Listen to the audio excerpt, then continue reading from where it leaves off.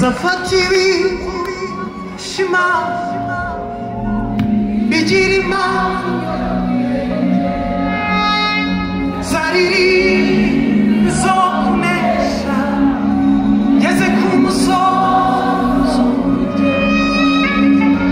nzicuza kugukurikira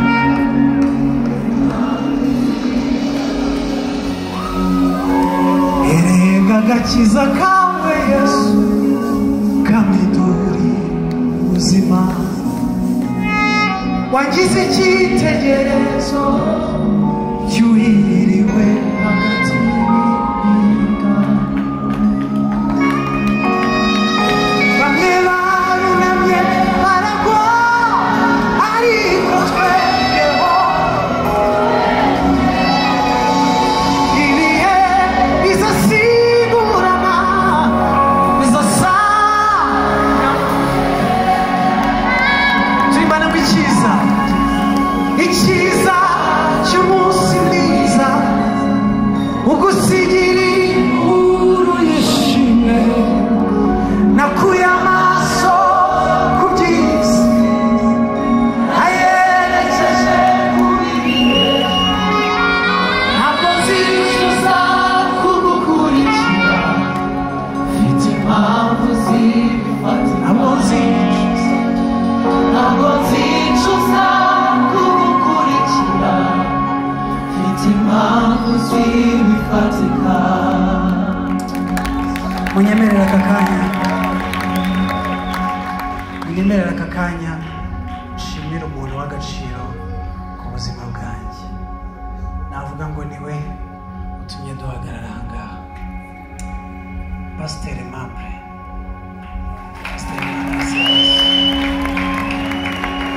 munyemerere atambuka aza hano mu gihe agitambuka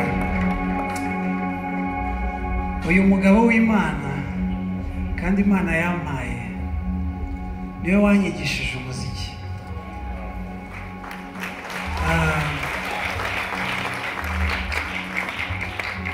abantu benshi baramuzi yigishije ku Nyundo ni umunyamuziki w'umwuga kuva kera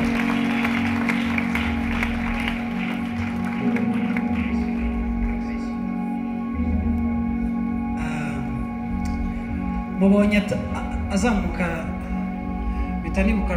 nabwo ukuntu yajyaga azamuka mutegereje ku ishuri nagiye kwiga umuziki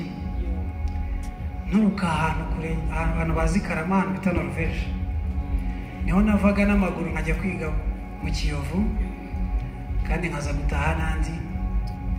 uyu mugabo w'Imana aranyakira ambera papa kandi nimbivuga nimumwumvemo umwarimu cyangwa se yambereye na kansara kuko namusanze ufite ibikomere byo kubura umubyeyi wanjye ajya nibaza ngo yaba data ariho ntabwo mba meze uku nguku